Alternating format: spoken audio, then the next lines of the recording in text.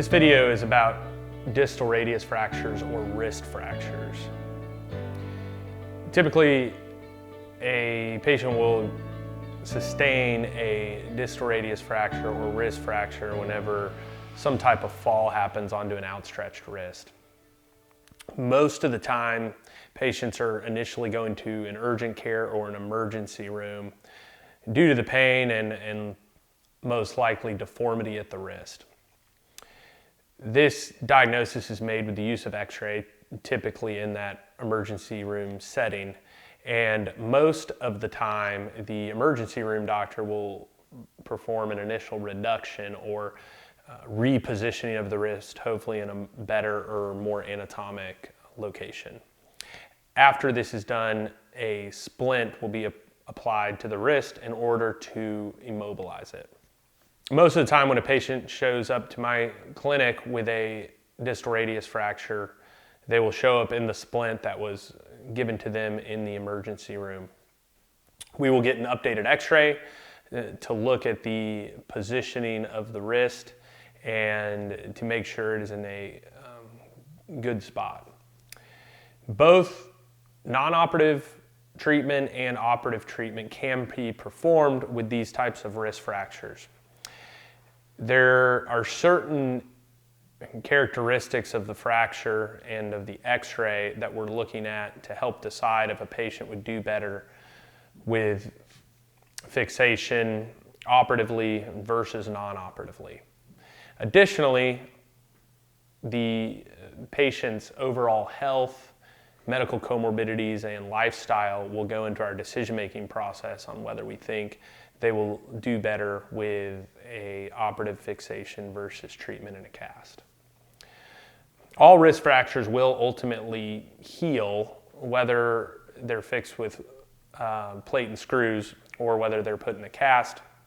The big difference is that when we fix these with surgery, it is usually a much more predictable outcome, meaning we can position the wrist usually in a close to a perfect position and allow the patient to begin moving more quickly. Specifically on X-ray, we're looking at a couple of variables in terms of the alignment.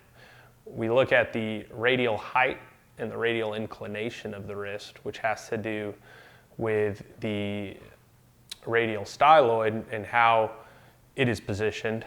And then we're also looking at the tilt of the wrist, which is looking at a side profile of the wrist and looking to see how far it's positioned, pointing forward or back. We also look to see if the fracture extends into the joint line, which would lead to higher risk of arthritis. If we elect to go forward with non-operative treatment, typically I would put the patient in a short arm cast in my office. That's a cast that leaves the elbow free and would go out past the wrist joint and leave the fingers free. Try to make it so you can move your fingers and do whatever you need to do with your fingers as well as your elbow, and hopefully be able to take care of most activities of daily living while the wrist fracture heals. After this is casted, I would typically see that patient back in 2 weeks to make sure there's been no dramatic shift in the alignment, and we would then continue with an additional 4 weeks in the cast. Typically, a wrist needs to be immobilized for close to 6 weeks in a cast before beginning motion. At 6 weeks, I would remove the cast and we would then begin some aggressive physical therapy to try to regain as much motion as possible. I typically allow for weight bearing at around 10 to 12 weeks and slowly increase from there. In total, it's usually about 5 to 6 months for complete healing and complete return to all normal activities, lifting as much as possible with these wrist fractures. If we decide to do surgery, the surgery will be done as an outpatient surgery. The surgery typically lasts anywhere from 30 to 60 minutes, depending on the fracture type. This fracture is typically fixed with a plate on the bottom side of the wrist or the volar aspect of the wrist, and several screws are placed to hold the alignment of the wrist fracture. After this, I will typically place the patient into a removable splint and allow them to begin working on finger range of motion and wrist range of motion immediately after surgery. Typically, I'll get patients started in physical therapy about 2 weeks after surgery.